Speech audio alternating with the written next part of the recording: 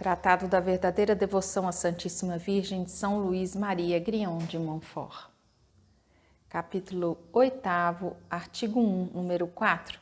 Devoção especial pelo mistério da encarnação. Quarta prática. Eles terão uma singular devoção pelo grande mistério da encarnação do Verbo em 25 de março, que é um mistério apropriado a esta devoção, porque esta foi inspirada pelo Espírito Santo. Primeiro, para honrar e imitar a dependência inefável que Deus Filho quis ter em relação a Maria, para a glória de Deus, seu Pai, e para a nossa salvação. Dependência que se manifesta particularmente neste mistério, onde Jesus é cativo e escravo no seio da Divina Maria e onde ele depende dela em todas as coisas. Segundo, para agradecer a Deus pelas graças incomparáveis que ele fez a Maria, em especial por tê-la escolhido como sua mãe digníssima, escolha que foi feita neste mistério. São estes os dois principais objetivos da escravidão a Jesus Cristo em Maria. Notai, por favor, que eu sempre digo, o escravo de Jesus em Maria, a escravidão a Jesus em Maria. Na verdade, como já o fizeram muitos até então, pode-se dizer escravo de Maria. A escravidão à Virgem Santa, mas eu creio ser melhor que se diga escravo de Jesus em Maria, como aconselhou M. Tronson, superior-geral do Seminário de São Suspício, renovado por sua rara prudência e sua consumada piedade, a um eclesiástico que eu consultava sobre este assunto. Eis as razões para isso. Primeiro, como nós estamos em um século orgulhoso em que existe grande número de sábios inflados de espíritos fortes e críticos, que costumam escolher entre as práticas de piedade as mais comprovadas e mais sólidas, para não lhes dar uma desnecessária ocasião de crítica, é preferível dizer escravidão a Jesus em Maria, e melhor dizer escravo de Jesus Cristo do que escravo de Maria, tomando preferivelmente de seu fim último, que é Jesus Cristo, a denominação desta devoção antes que do caminho e meio que é Maria, mesmo que se possa, em verdade, fazer uma ou outra coisa sem escrúpulos, como eu faço. Por exemplo, um homem que vai de Orleans a Tours pelo caminho de Amboise pode muito bem dizer que vai a Amboise e que vai a Tours, que ele é viajante de Amboise e viajante de Tours, com a diferença, entretanto, de que Amboise é apenas sua estrada direta para ir a Tours e que somente Tours é seu objetivo último e o termo de sua viagem. Como o principal mistério que celebra e se honra nessa devoção é o mistério da encarnação, onde só se pode ver Jesus Cristo em Maria e encarnada em seu seio, vem mais a propósito dizer escravidão a Jesus em Maria.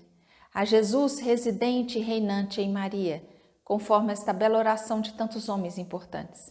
Ó Jesus, que viveis em Maria, vinde e vivei em nós, em vosso espírito de santidade, etc. Esta maneira de falar mostra melhor a íntima união que existe entre Jesus e Maria. Eles são unidos tão intimamente que um está todo no outro.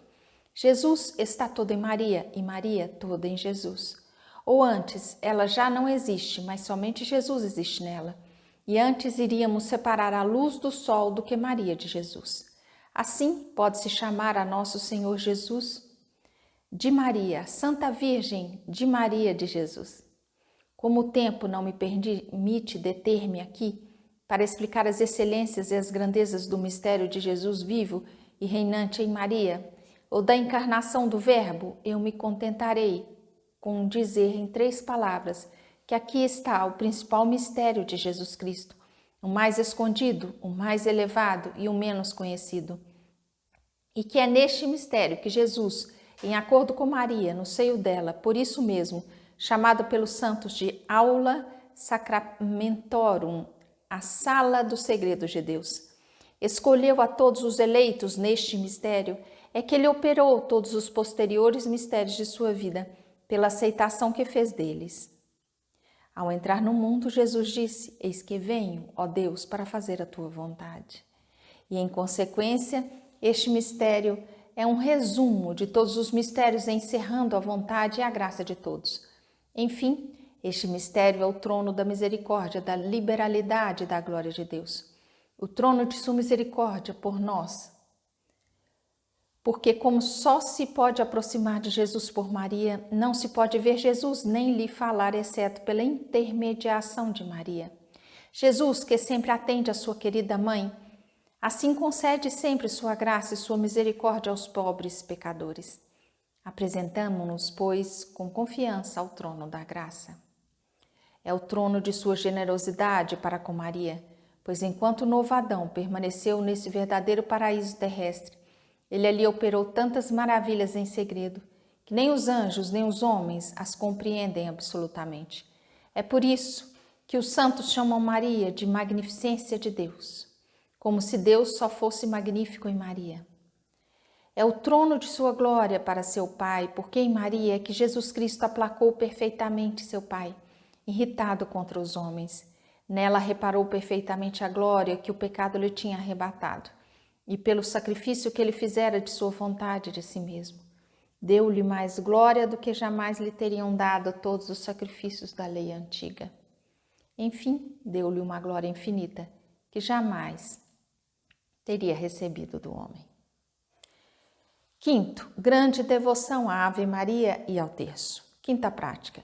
Eles terão uma grande devoção a dizer a Ave Maria, ou saudação angélica, da qual poucos cristãos, mesmo esclarecidos, conhecem o valor, o mérito e a excelência e a necessidade. Foi preciso que a Virgem Santa tivesse aparecido muitas vezes a grandes santos, muito esclarecidos para lhe mostrar o seu valor, como a São Domingos, São João de Capistrano e ao beato Álamo de la Roche. Eles escreveram livros inteiros sobre as maravilhas e eficácia dessa oração, para converter as almas. Publicaram muito e pregaram em público que, tendo começado pela Ave Maria, a salvação do mundo, também a salvação de cada um em particular estava ligada a esta oração. E que é esta oração que trouxe para a terra seca e árida o fruto da vida. Se bem recitada, a mesma oração deve fazer germinar em nossas almas a palavra de vida, Jesus Cristo. Que a Ave Maria é um orvalho celeste que rega a terra, isto é, a alma, para levá-la a dar fruto em seu tempo, e que uma alma que não é regada por essa oração, o orvalho celeste, não dá fruto, mas apenas moitas e espinhos, e está a ponto de ser maldita. Eis o que a Santíssima Virgem revelou ao beato Álamo de la Roche, como está registrado em seu livro, e posteriormente relatado por Cartagena. Saiba, meu filho, e faça conhecer a todos, que um sinal provável e próximo da condenação eterna é ter aversão, tibieza e negligência em dizer a saudação angélica, que regenerou o mundo inteiro. São essas palavras tão consoladoras e tão terríveis que não seria difícil crer nelas se não tivéssemos por testemunhas este santo homem e São Domingos antes dele, e em seguida muitos grandes personagens com a experiência de séculos. Assim, sempre foi notada que aqueles que trazem o sinal da reprovação, como todos os heréticos, ímpios, orgulhosos e mundanos, odeiam ou desprezam a Ave Maria e o terço. Os heréticos aprendem e recitam ainda o Pai Nosso, mas não a Ave Maria, nem o terço. Este é o seu horror. Antes carregariam uma serpente sobre si do que um terço. Os orgulhosos, também mesmo que católicos, tendo as mesmas inclinações que seu pai Lúcifer, desprezam ou têm apenas indiferença pela Ave Maria e consideram o terço como uma devoção de mocinhas que só serve para os ignorantes e para os que não sabem ler. Ao contrário, vimos por experiência que aqueles e aquelas que dão facilmente grandes sinais de predestinação amam e recitam com prazer a Ave Maria, e quanto mais são de Deus, tanto mais eles amam essa oração. É isso que a Virgem Santa disse ao beato Álamo em seguida as palavras que acabo de citar. Não sei como isso acontece, nem porque, no entanto, é verdadeiro, e eu não conheço um segredo melhor para saber se uma pessoa é de Deus do que examinar se ela gosta de rezar a Ave Maria e o terço. Eu digo, se ela gosta, pois pode ocorrer que uma pessoa esteja na impossibilidade natural ou até sobrenatural de dizê-la, mas ela ama sempre e inspira esse amor aos outros. Almas predestinadas, escravas de Jesus em Maria, aprendei que a Ave Maria é a mais bela de todas as orações depois do Pai Nosso. É a mais perfeita saudação que podeis fazer a Maria, pois é o cumprimento que o Altíssimo lhe enviou por meio de um arcanjo para ganhar seu coração.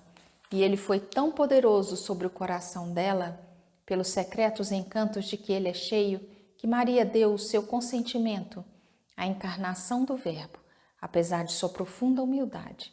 É também por essa saudação que vós ganhareis infalivelmente o seu coração, se a disserdes como se deve dizer. A Ave Maria bem rezada, isto é, com atenção, devoção e modéstia, é, segundo os santos, o inimigo do diabo que se põe em fuga e um martelo que o esmaga. É a santificação da alma, a alegria dos anjos, a melodia dos predestinados, o cântico do Novo Testamento, o prazer de Maria e a glória da Santíssima Trindade. A Ave Maria é um orvalho celestial que torna a alma fecunda, é um beijo casto e amoroso que damos em Maria, é uma rosa vermelha com que a presenteamos, é uma pérola preciosa que lhe oferecemos, é uma taça de ambrosia e de divino néctar que lhe damos. Todas essas comparações foram feitas pelos santos.